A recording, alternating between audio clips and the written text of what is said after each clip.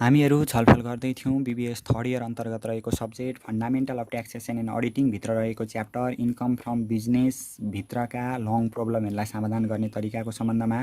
यो च्याप्टरसँग सम्बन्धित basic rules र कन्सेप्टहरूको बारेमा हामीहरूले अगाडिकै भिडियो यानि कि इन्कम फ्रम बिजनेसको पार्ट 1 भिडियोमा पनि व्यापक रूपमा छलफल गरिसकेका थियौँ र हामीहरूले योभन्दा जस्ट अगाडिको भिडियो यानि कि इन्कम फ्रम बिजनेसको पार्ट 2 भिडियोमा 2076 सालमा आएको लङ प्रब्लमलाई सल्भ गर्न सिकेका थियौँ। आज हामीहरू फेरि क्वेसन ब्याङ्कबाट यानि कि ओल्ड इज गोल्डबाट 2075 सालमा सोधिएको लङ प्रब्लमलाई सल्भ गरेर हेर्दैछौँ।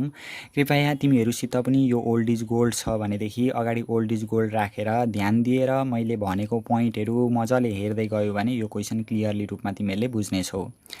हामीहरू सबैभन्दा सुरुमा अगाडि नै हामीले डिस्कस गरिसकेको थियो कि इन्कम फ्रम इम्प्लोइमेन्टमा जस्तै यो च्याप्टर यानि कि इन्कम फ्रम बिजनेस अन्तर्गत पनि जम्मा 3वटा स्टेपहरू रहेका छन्। 3वटा स्टेपमा सबैभन्दा सुरुमा एसेसेबल इन्कम फ्रम बिजनेस व्यवसायबाट 1 वर्षको पिरियडमा कति आम्दानी भयो भन्ने कुरा हामीहरू हेर्थ्यौँ र दोस्रो स्टेपमा ट्याक्सेबल इन्कम करयोग्य आय कति हो र तेस्रो स्टेपमा ट्याक्स लाइबिलिटी अथवा ट्याक्स पेएबल कति हो भन्ने कुरा हामीहरू क्याल्कुलेसन गर्थ्यौँ। बाँकी रहेका नजाने इन्कम नजाने एक्सपेन्डिचर एक्सपेन्सेसहरू के हुन् भन्ने कुरा चाहिँ हामीले अगाडि डिस्कस गरिसकेका थियौँ। यो क्वेसनमा आएका कुराहरूलाई फेरि हामीहरू यहाँ पनि डिस्कस गर्नेछौँ। सबैभन्दा सुरुमा हामीहरू स्टेप 1 गर्छौँ। स्टेप 1 मा एसेसेबल इन्कम फ्रम बिजनेस अथवा प्रोफेसन एन्ड इन्भेस्टमेन्ट यहाँनिर इन्भेस्टमेन्ट पनि बनाउनु भनेको छ हामीलाई रिक्वायर्डमा एसेसेबल इन्कम फ्रम बिजनेस र एसेसेबल इन्कम फ्रम इन्भेस्टमेन्ट भनेको छ of mister Basnet for the previous अथवा रिलिभेन्ट इन्कम इयर भनेर हामीले लेख्यौँ। यहाँनिर यसको पार्टिकुलर रुपिज अथवा एमाउन्ट हामीहरूको फर्मेटको ढाँचा भयो। सबैभन्दा सुरुमा एडमिजेबल इन्कम इन्क्लुजन भनेर इन्कमहरू के भयो भन्ने कुरा हामीहरू सुरुमा हेर्छौँ र त्योभन्दा अगाडि हामीले अगाडि नै अपनाएको विधिलाई एकचोटि फेरि हेर्छौँ। हामीले अगाडि के भनेका थियौँ भने एडिसनल इन्फर्मेसनमा भनेको र माथि यो बाकसमा दिएको पोइन्टसित सम्बन्धित कुराहरू बीच राइट लाएर हेर्ने, जसले गर्दा भरे हामीहरू कन्फ्युज हुनबाट बच्छौँ भनेर हामीले भनेको थियो। सबैभन्दा सुरुमा हेर्दाखेरि यो एडिसनल इन्फर्मेसनमा हेर्दाखेरि हामीहरूको stock opening and closing day of the accounting year had overvalued by 8 rupees 10% above the cost price भनेको छ। 10% चाहिँ ओभर भ्यालुड भएको रहेछ क्या, बढी भएको रहेछ। त्यही भएर यो ओपनिङ स्टक र क्लोजिङ स्टकसित रिलेटेड दिएको रहेछ हामीलाई एडिसनल इन्फर्मेसनमा। त्यही भएर यो दुइटैमा हामीले राइट लायौँ। त्यसभन्दा पछाडि सन्ट्री रिसिभमा include 15,000 as refund of income tax भनेको छ। सन्ट्री रिसिभसित रिलेटेड पनि रहेछ एडिसनल इन्फर्मेसनमा, त्यही भएर सन्ट्री रिसिभमा हामीले राइट लायौँ। त्यसभन्दा पछाडि हामीलाई भनेको छ जेनरल रिजर्भमा include 5,000 as provision for bad debt भनेर भनेको छ। जेनरल रिजर्भ पनि जाँदैन, प्रोभिजन फर ब्याड डे पनि जाँदैन, तर पनि हामीहरू यो जेनरल रिजर्भमा अहिले राइट लाइराखौँ किनभने योसित रिलेटेड एडिसनलमा पोइन्ट दिएको छ नजाने भए पनि। त्यहाँदेखि पछाडि हामीलाई भनेको छ legal expenses included rupees 4,000 4,000 of for income tax appeal that is appeal against the tax officer and 3,000 for defending the title of the business assets भनेको छ। यो सन्ट्री लिगल एक्सपेन्सेससित रिलेटेड पनि हामीलाई दुईवटा पोइन्ट दिएको रहेछ, त्यही भएर यो लिगल एक्सपेन्सेसमा पनि हामीहरू राइट लाइराख्छौँ। त्यहाँदेखि पछाडि हामीहरूलाई भनेको छ depreciation on assets including computer amounting to rupees 25,000 has been charged in debit side and was included under reserve for income tax भनेको छ। हामीहरूको यो डिप्रिसिएसन चाहिँ ध्यान दिएर हेर है। अब यहाँनिर यसरी जोक्याउँछ डिप्रिसिएसन अफ एसिड्सको डिप्रिसिएसन चाहिँ इन्क्लुडिङ कम्प्युटरको समावेश गरिकन एमाउन्टिङ रुपिज 25,000 25,000 हेज बिन चार्ज भएको रहेछ क्या, डेबिट साइडमा चार्ज भएको रहेछ। तर हेर्दाखेरि यहाँनिर डिप्रिसिएसन देखिँदैन। त्यो डिप्रिसिएसन चाहिँ हामीहरूको केमा इन्क्लुड भएको रहेछ त हामीहरूको यहाँनिर under reserve for income tax भनेको छ। हो यो रिजर्भ फर इन्कम ट्याक्स हामीहरूको यहाँनिर जहाँ छ रिजर्भ फर इन्कम ट्याक्स हो, यो रिजर्भ फर इन्कम ट्याक्समा चाहिँ इन्क्लुड भएको रहेछ डिप्रिसिएसन बारे। हामीहरू यो पोइन्टलाई पनि एकचोटि हेर्छौँ। यहाँ हेरिसकेपछि एडिसनलमा रहेछ भनेर एडिसनलमा फेरि हामीहरू खोज्छौँ। त्यहाँदेखि पछाडि हामीलाई भनेको छ pollution control cost rupees 2,50,000 were not included in above statement भनेको छ। पोल्युसन कन्ट्रोल कस्ट चाहिँ हामीहरूको यहाँ माथि इन्क्लुड भएको छैन भने हामीले पोल्युसन कन्ट्रोल कस्टलाई भरे फेरि चार्ज गर्नुपर्ने हुन्छ नि त 50% भनेर, एकछिनमा आउँछ फेरि त्यो पनि। त्यहाँदेखि पछाडि purchase include 80,000 paid to supplier in cash भनेको छ। पर्चेजमा इन्क्लुड भएको रहेछ 80,000 चाहिँ पेड टु सप्लायर हो। यो पर्चेजमा पनि अहिले राइट लाइराख्यौँ हामीले। त्यहाँदेखि पछाडि हामीलाई भनेको छ domestic expenses include 40,000 donation paid to public school भनेको छ। डोमेस्टिक एक्सपेन्सेसमा चाहिँ इन्क्लुड रहेछ क्या, यो डोमेस्टिक एक्सपेन्सेसमा चाहिँ इन्क्लुड भएको रहेछ जम्मा 40,000 चाहिँ डोनेसन पेड टु पब्लिक स्कुललाई दिएको डोनेसन इन्क्लुड भएको रहेछ। यति गरिसकेपछि हामीले यहाँ राइट लगाइसक्यौँ। यहाँ भएका कुराहरू अब हामीहरू सरासरी सबैभन्दा सुरुमा स्टेप 1 मा जान्छौँ। स्टेप 1 अघि हामीले भनिसक्यौँ। त्यसमा एडमिजेबल इन्कम इन्क्लुजन सबैभन्दा सुरुमा यो व्यवसायबाट आम्दानी कति भयो भन्ने कुरा हामीहरू हेर्छौँ। आम्दानी भनेको त बिक्री गर्दा आम्दानी हुन्छ, सेल्स हामीलाई दिएकै छ, यसको बारेमा एडिसनल इन्फर्मेसनमा भनेको छैन। जम्मा दिएको छ हामीलाई 30,20,000, त्यही 30,20,000 हामीहरू यहाँनिर लेख्छौँ। त्यहाँदेखि पछाडि हामीलाई तल इन्कम साइड सिधा हुन्छ, क्लोजिङ स्टक जाँदैन, ग्रस प्रफिट जाँदैन। यदि हामीलाई सेल्स दिएको छैन भने सेल्स नदिएको अवस्थामा चाहिँ ग्रस प्रफिट युज गरेर गर्नुपर्ने हुन्थ्यो, तर अहिले हामीलाई सेल्स दिइसकेको छ, त्यही भएर यो युज गर्न पाइएन। त्यहाँदेखि पछाडि भनेको छ gift received in respect of the business भनेको छ, बिजनेससित रिलेटेड चाहिँ गिफ्ट रिसिभ भएको रहेछ, त्यही भएर यो gift received in respect of the business भनेर हामीले लेख्यौँ। जम्मा 25,000 यो आइहाल्यो, यसको बारेमा तल केही भनेकै छैन। त्यहाँदेखि पछाडि भनेको छ compensation from insurance company against lost of stock by fire भनेको छ। कम्पेन्सेसन भनेको क्षतिपूर्ति हामीले पाएका रहेछौँ इन्सुरेन्स कम्पनीबाट, स्टकहरू फायर भएको कारणले गर्दा हामीहरूको मौजदातमा भएको सामान जलेर नष्ट भएछ, त्यही भएर इन्सुरेन्स कम्पनीबाट हामीले पाएका रहेछौँ एमाउन्ट पाएका रहेछौँ, त्यो हामीहरूको आयो। यहाँनिर एमाउन्ट रिसिप्ट भनेर आयो, कम्पेन्सेसन रिसिप्ट भनेर आयो, क्षतिपूर्तिको मूल्य आयो। अनि त्यहाँदेखि पछाडि भनेको छ हामीलाई दिएको छ amount received after the cessation of old business भनेको छ। यो चाहिँ पुरानो व्यवसाय चाहिँ सल्ट्याए बापत अथवा पुरानो व्यवसायको समाप्ति भए बापत अथवा बिक्री वितरण भए बापत हामीले एमाउन्ट रिसिभ गरेको रहेछ जम्मा 45,000। यो पनि बिजनेससितै रिलेटेड भयो, त्यही भएर हामीहरूको यो पनि आयो amount received of cessation of old business भनेर 45,000 भइहाल्यो। त्यहाँदेखि पछाडि भनेको छ हामीहरूको सन्ड्री रिसिप्ड भनेर दिएको छ, हामीलाई सन्ड्री रिसिप्ड भनेर आयो, तर यसको बारेमा एडिसनलमा भनेको रहेछ, त्यही भएर तल एकचोटि हेर्नु पर्यो। सन्ड्री रिसिप्डमा के भनेको छ भने include 15,000 as refund of income tax. Refund of custom duty चाहिँ जान्थ्यो, तर रिफन्ड अफ इन्कम ट्याक्स आयो भने चाहिँ जाँदैन। यहाँ त रिफन्ड अफ इन्कम ट्याक्सको कुरा गर्यो नि त, त्यही भएर रिफन्ड अफ इन्कम ट्याक्स चाहिँ जाँदैन। यो सन्ड्री रिसिप्ट जम्मा 1,10,000, 1,10,000 मा यो 15,000 चाहिँ रिफन्ड अफ इन्कम ट्याक्सको एमाउन्ट घटाउनु पर्यो, किनभने यो जाँदैन। जम्मा घटाउँदाखेरि आयो हामीहरूको 95,000। हामीले एडिसनल इन्फर्मेसनको सक्यौँ है, एउटा पोइन्ट सन्ड्री रिसिप्टको बारेमा सक्यौँ, यसलाई राइट लगाइदिइराख्ने, भरे झुकिँदैन यति गर्दाखेरि। फेरि सन्ड्री रिसिप्टको बारेमा पनि सक्यो। अनि अर्को भनेको छ हामीलाई gain on sales of share भनेको छ। Gain on sales of share भनेको छ लिस्टेड अथवा नन लिस्टेड केही भनेकै छैन। यो चाहिँ हामीहरूको सेयरसित रिलेटेड चाहिँ लिस्टेड नन लिस्टेड जे भने पनि इन्भेस्टमेन्टसित रिलेटेड हो। यो चाहिँ हामीहरूको भरे इन्भेस्टमेन्टमा जान्छ, इन्कम फ्रम इन्भेस्टमेन्टमा जान्छ, यो भरे हामीहरू लेख्छौँ। यति नै रहेछ हामीहरूको। यति गरिसकेपछि जम्मा इन्कमहरू सक्यो, यसलाई भनिन्छ ग्रस इन्कम फ्रम बिजनेस। यति गरिसकेपछि हामीहरू यो जोड्छौँ, बिजनेसको जम्मा 30,20,000 1 2 3 प्लस 25,000 प्लस 2 लाख प्लस 45,000 र 95,000 गर्दाखेरि जम्मा हामीहरूको आयो 33,85,000 रुपियाँ चाहिँ यहाँनिर इन्कम रहेछ जम्मा। हामीहरू लेख्छौँ यहाँनिर 33,85,000 85,000 जम्मा यति आयो हामीहरूको ग्रस इन्कम फ्रम बिजनेस। खर्च घटाउनुभन्दा अगाडिको व्यवसायबाट आएको आम्दानी यति भयो। अब यसमा हामीहरू लेख्छौँ less, LESS less common deduction अथवा एलायबल डिडक्सन। अब एलायबल डिडक्सनमा हामीहरू के लेख्छौँ भनेदेखि व्यवसायमा भएको खर्चहरू हामीहरू अब रेगुलर लेख्दै जान्छौँ। एक्सपेन्सेसहरू के भयो भन्ने कुरा हामीलाई यहाँनिर दिएकै हुन्छ। एक्सपेन्सेसहरू के भयो भन्ने कुरा लेख्नका लागि सबैभन्दा सुरुमा हामीलाई ओपनिङ स्टक पर्चेज वेजेसहरू दिएको छ, यो म्यानुफ्याक्चरसित रिलेटेड दिएको छ भनेदेखि हामीले जहिले पनि कस्ट अफ ट्रेडिङ स्टक निकाल्नु पर्यो, वर्किङ नोटलाई आधार मानेर वर्किङ नोट बनाउनु पर्यो। यसका लागि हामीले यहाँनिर सबैभन्दा सुरुमा हामीहरू वर्किङ नोट बनाउँछौँ 1 नम्बरमा। यहाँनिर लेख्छौँ वर्किङ नोट 1 हामीहरू लेख्छौँ यहाँनिर calculation of cost of trading TRADING trading stock. Cost of trading stock भनेको CTS, यो CTS चाहिँ हामीले निकाल्नु पर्ने हुन्छ। CTS निकाल्नका लागि पार्टिकुलर्स अनि यहाँनिर आउँछ हामीहरूको एमाउन्ट। यति गरिसकेपछि अब यहाँ ध्यान दिएर हेर है, यो एउटा पोइन्ट बुझ्यौ भने हामीले अगाडिको भिडियोमा पनि कस्ट अफ ट्रेडिङ स्टक निकाल्न सिकेको थियो। आज फेरि हामीहरू यहाँनिर सिक्छौँ। अब सबैभन्दा सुरुमा हामीहरूको जाने भनेको ओपनिङ स्टक थियो, OPNING opening stock. Opening stock भनेको हेर ध्यान दिएर क्वेसनमा के भनेको छ भने जम्मा 1,50,000 दिएको छ। यसमा हामीले राइट लगाएको छ किनभने एडिसनल इन्फर्मेसनमा रहेछ।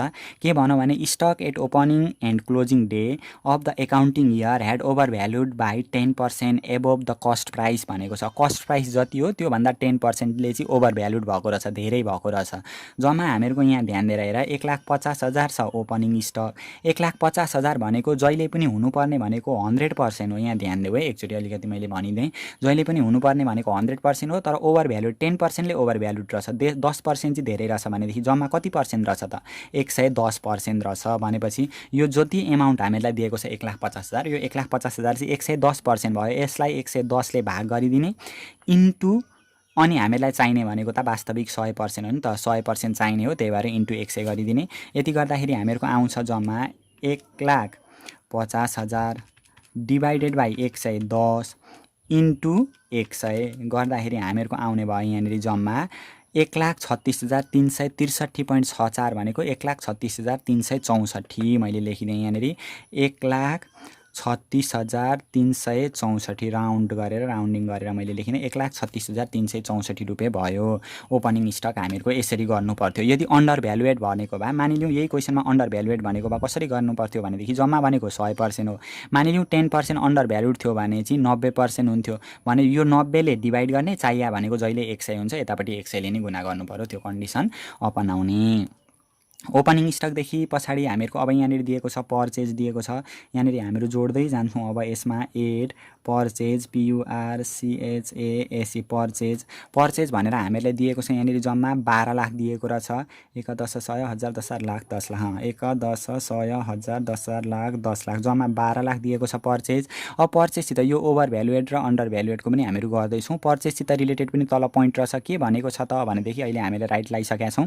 कहाँनिर भनेको छ त भनेदेखि यहाँ सेकेन्ड लास्ट पोइन्टमा हेर, पर्चेजमा include 80,000 paid to a supplier in cash भनेको छ।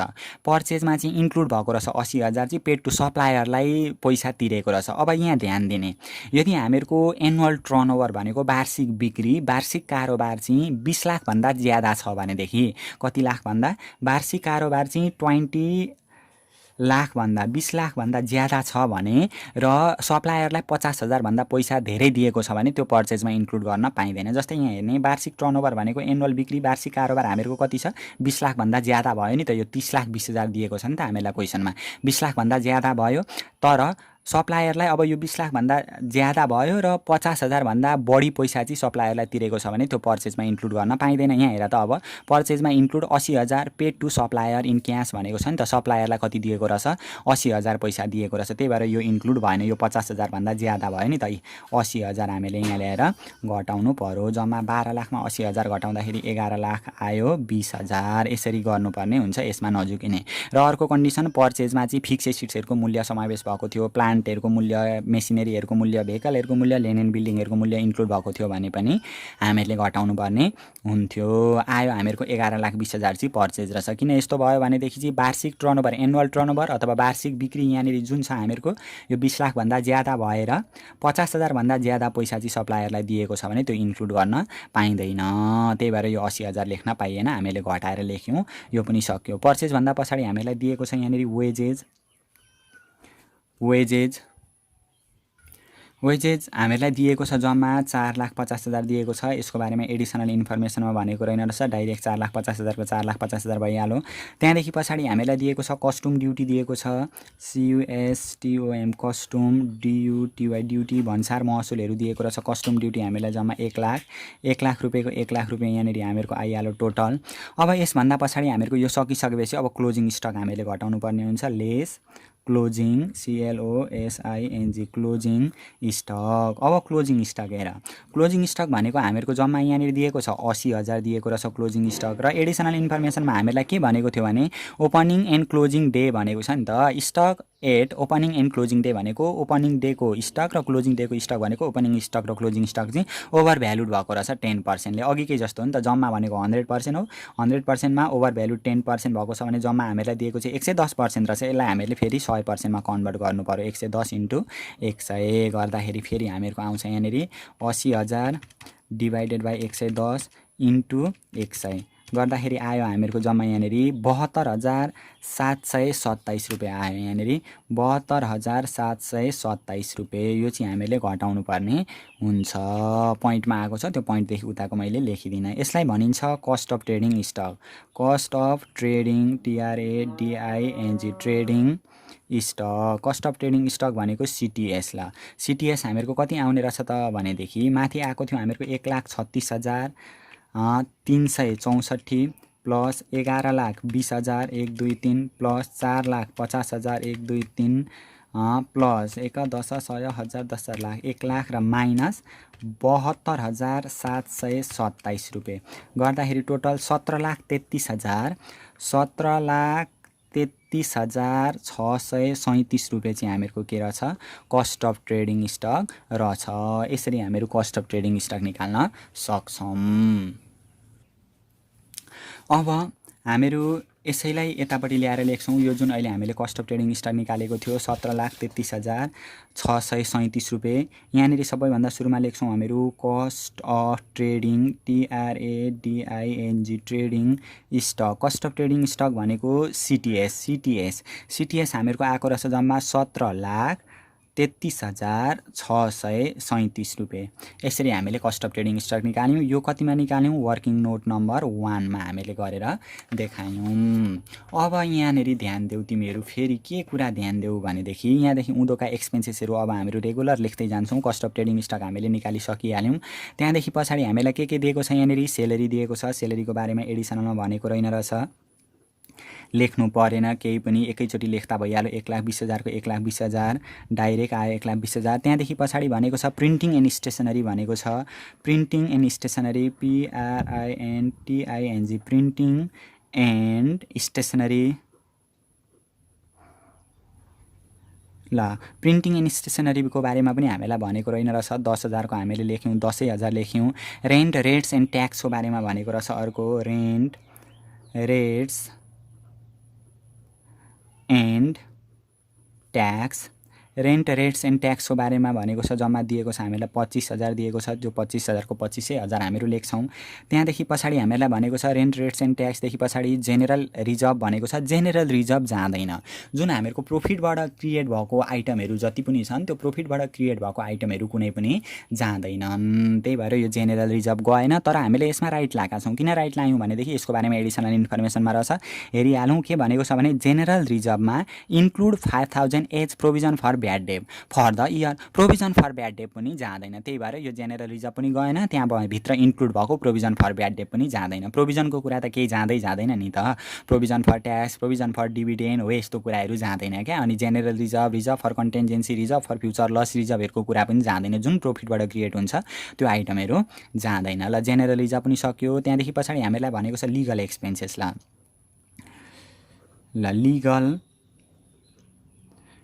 लिगल एक्सपेन्सेस हामीलाई दिएको छ जम्मा यहाँनिर 10,000 दिएको छ। यसको बारेमा तल भनेको रहेछ। के भनेको छ त हेरौँ। यो 1 नम्बर पनि हामीले हेरिसक्यौँ, 2 नम्बर 3 नम्बर पनि सक्यौँ।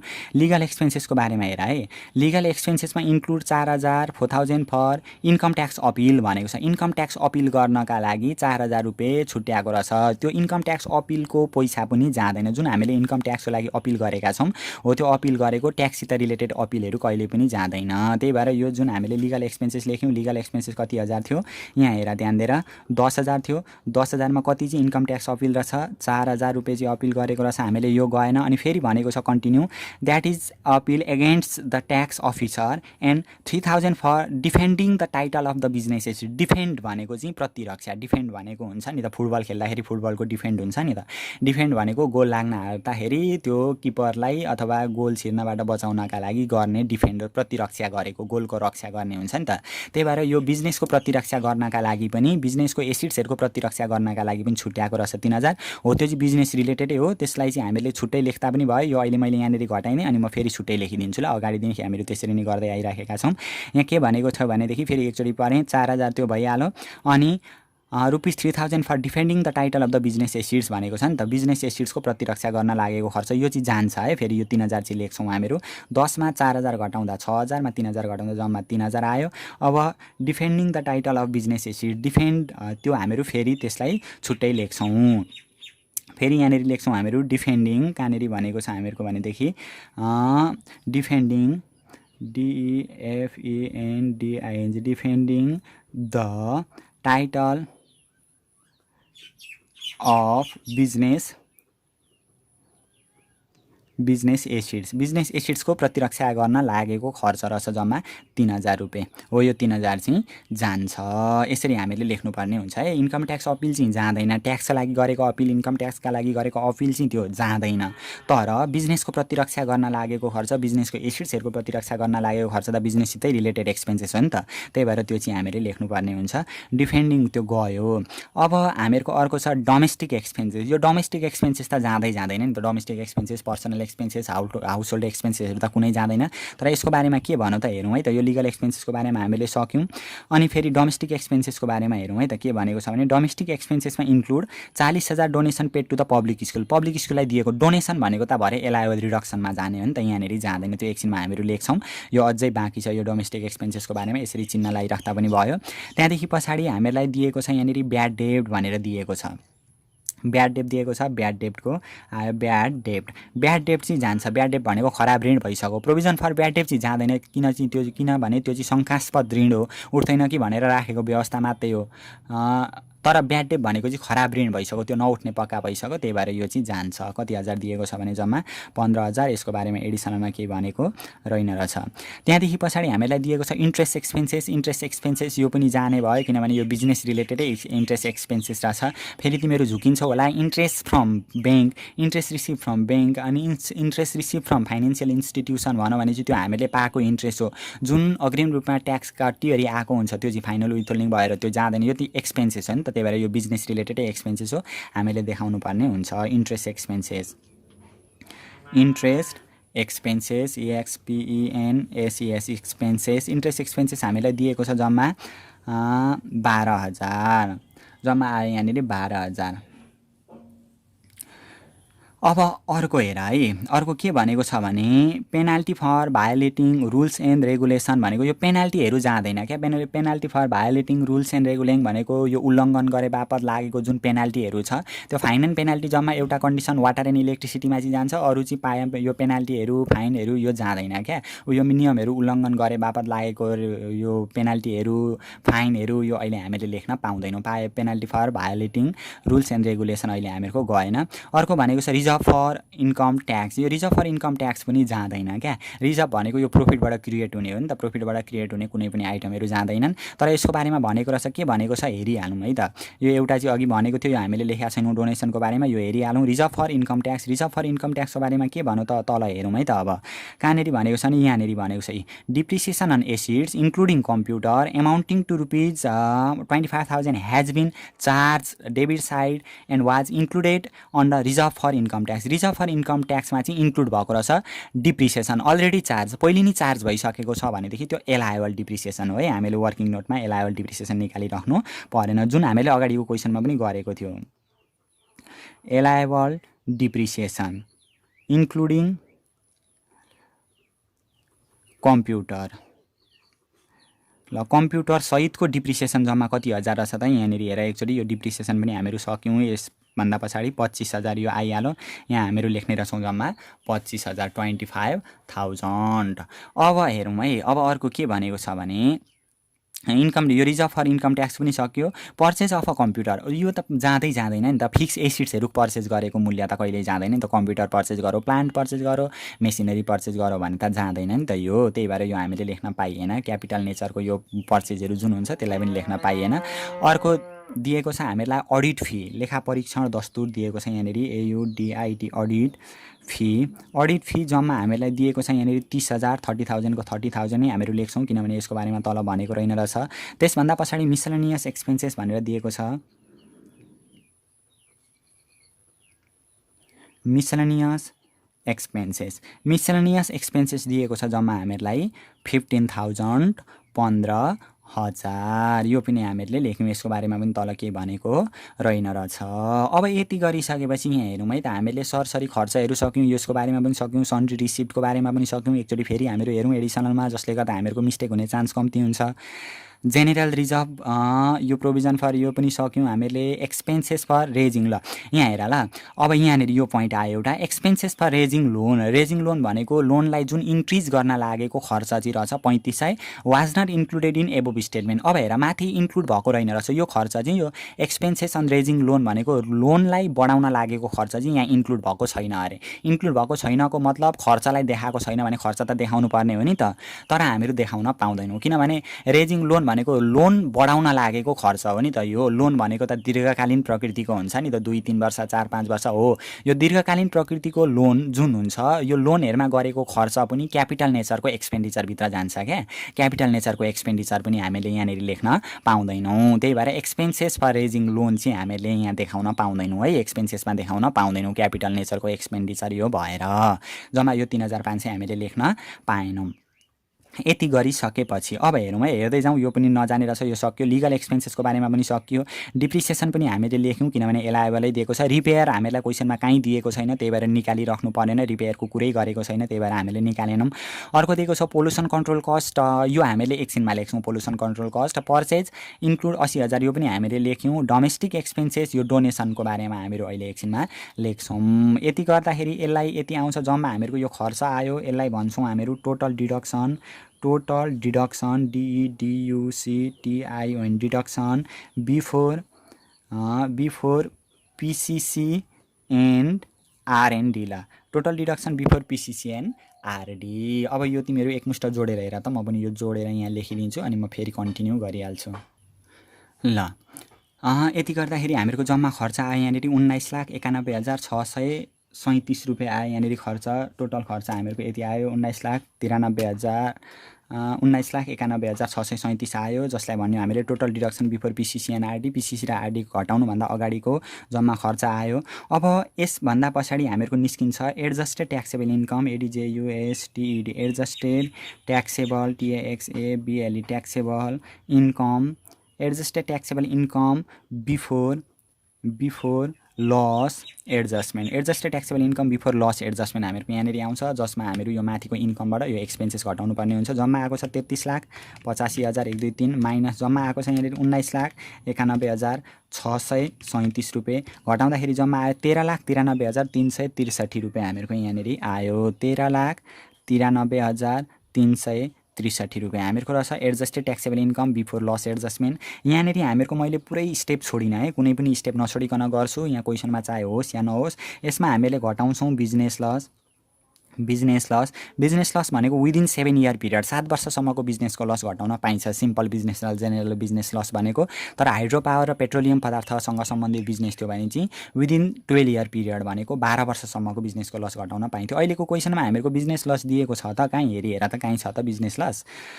बिजनेस लस हामीलाई क्वेसनमा दिएको छैन। यो भयो निल भयो, यहाँनिर हामीले लेख्यौँ निल।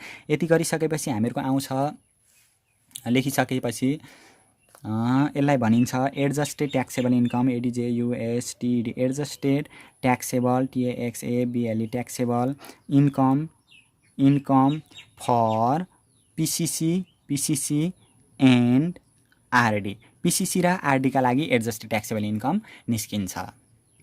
अब हामीलाई क्वेसनमा यहाँनिर के भनेको थियो भनेदेखि pollution control cost rupees 2,50,000 were not included in above statement भनेको यहाँनिर चाहिँ पोल्युसन कन्ट्रोल कस्ट मात्रै हामीलाई दिएको छ, रिसर्च एन्ड डेभलपमेन्ट कस्ट दिएको छैन।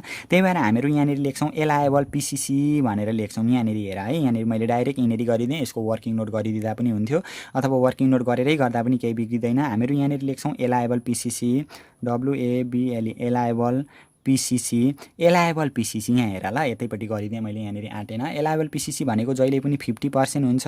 50% अफ यहाँ आएको adjusted taxable income for PCC and आरडीको यो आएको छ नि हामीहरूको 13,93,363 आएको छ, यसको 50% हुन्छ 13,93,363।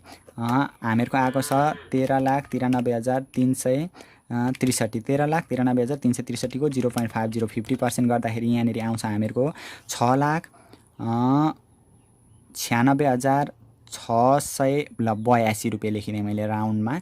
अनि अथवा एक्चुअल पिसिसी हेरौँ है, अब ACTUAL actual PCC which ever is lower, जुन कम्ती आयो त्यही हामीले घटाउन पाउँछौँ। एक्चुअल पिसिसी भनेको क्वेसनमा दिएको छ 2,50,000 विच एभर इज लोअर, कुन कम्ती आयो त हामीहरूको 2,50,000। त्यही भएर एलाएबल पिसिसी पनि हामीहरूको कति आउने रहेछ 2,50,000 हामीले यहाँनिर घटाउन पायौँ। यति गरिसकेपछि हामीहरूको आउँछ एसेसेबल इन्कम फ्रम बिजनेस,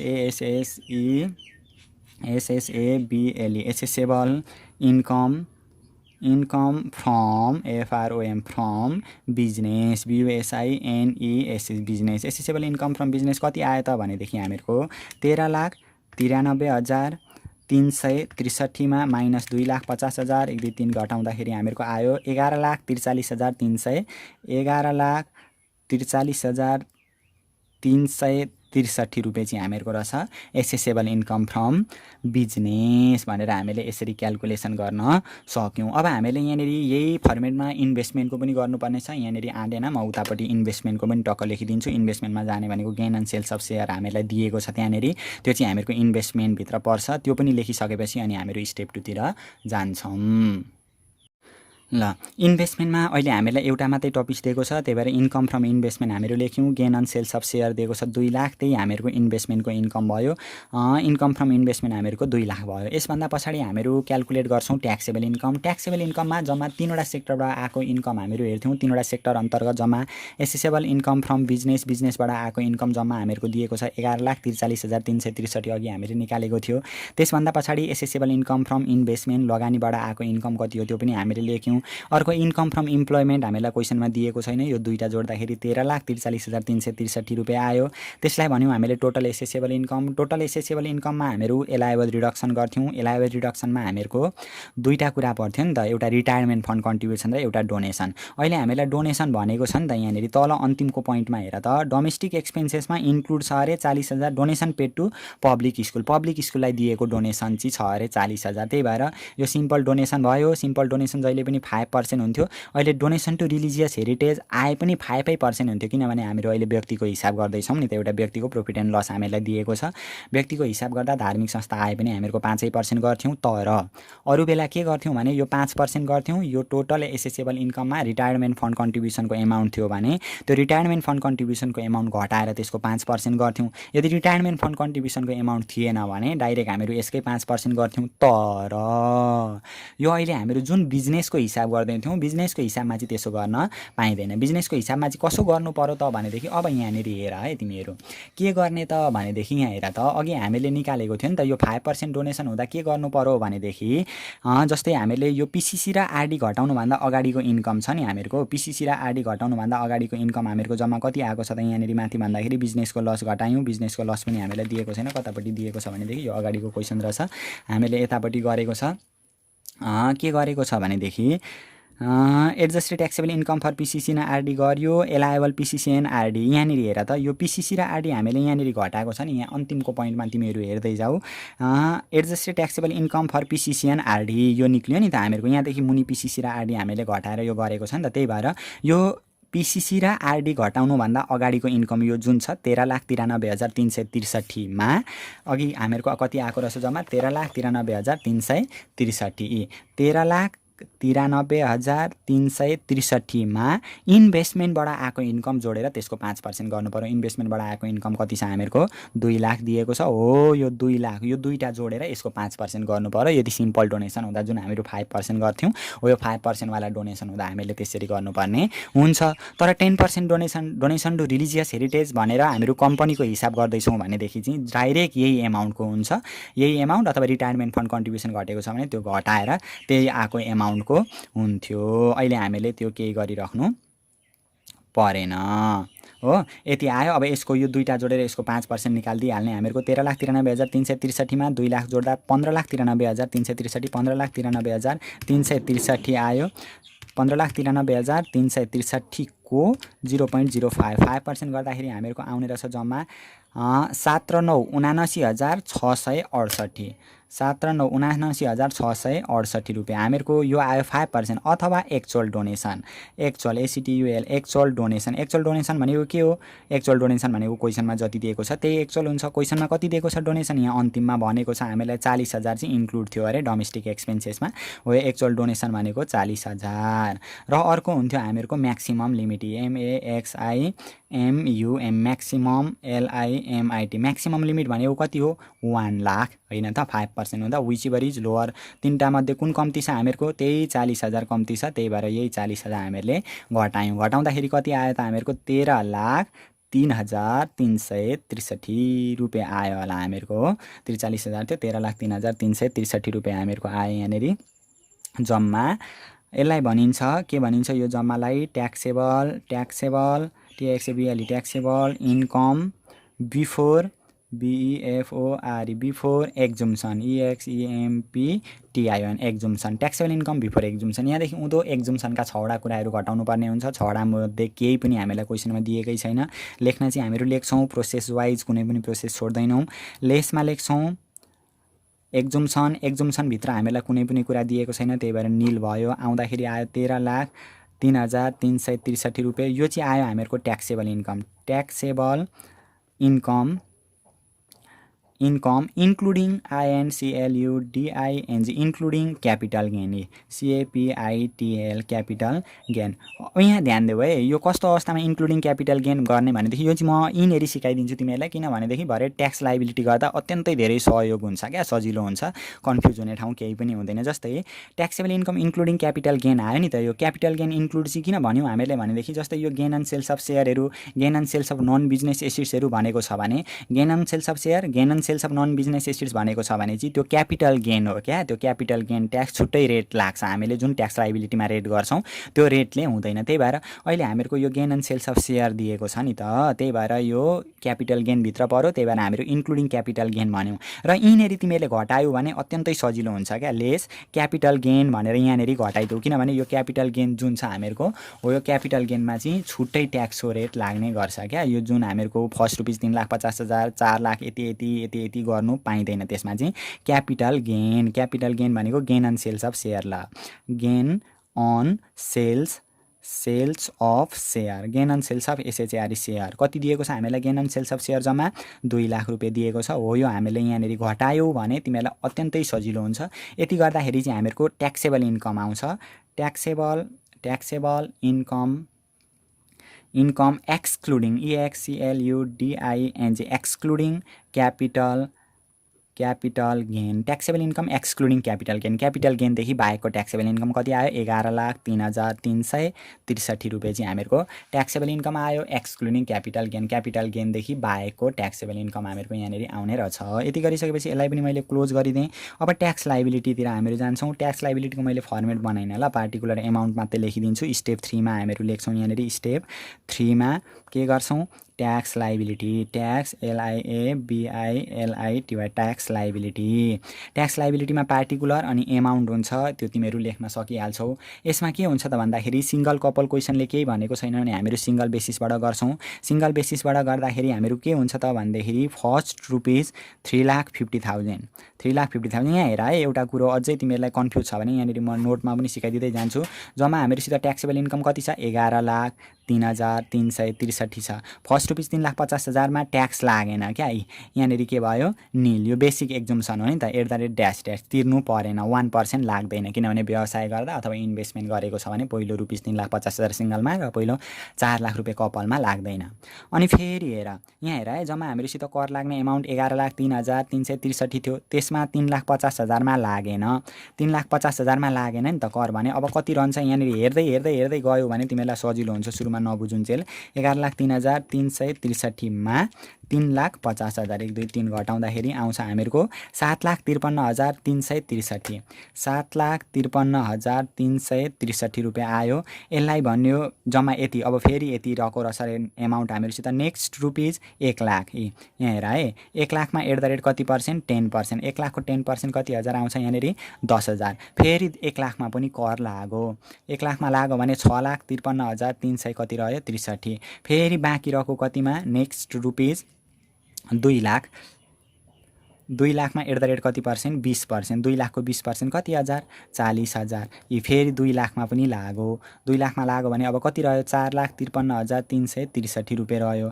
फेरि रहेको हामीहरूको 13,50,000 मा कति पर्सेन्ट थियो 30% थियो, तर 13,50,000 त छैन नि त, त्योभन्दा कम्ती नि छ भने जति छ त्यतिकै हामीहरू ब्यालेन्स रुपिस 4,53,363 को @ कति पर्सेन्ट 30% गरिदिन्छौँ। कति आउँछ त 4,53,363 को @ 0.30 30% गर्दाखेरि आयो हामीहरूको 1,36,009 रुपियाँ लेखिदिनु मैले राउन्ड गर्दाखेरि 1,36,009 रुपियाँ यति आयो हामीहरूको।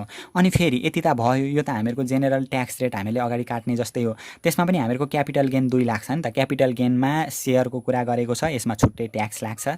यदि हामीले अस्ति नै डिस्कस गरिसकेका थियौँ है, तिमीहरूले बुक उदी हेर्दाखेरि जुन पुरानो रेट दिएको हुनसक्छ क्यापिटल गेन ट्याक्सको, यो गेन एन्ड सेल्स अफ सेयरको पुरानो रेट दिएको हुनसक्छ। अहिलेको रेट के छ भनेदेखि यदि लिस्टेड सेयर हो भने र हामीहरू व्यक्तिको हिसाब गर्दैछौँ भने 7.5% काट्नुपर्छ, नट लिस्टेड हो भने 10% काट्नुपर्छ।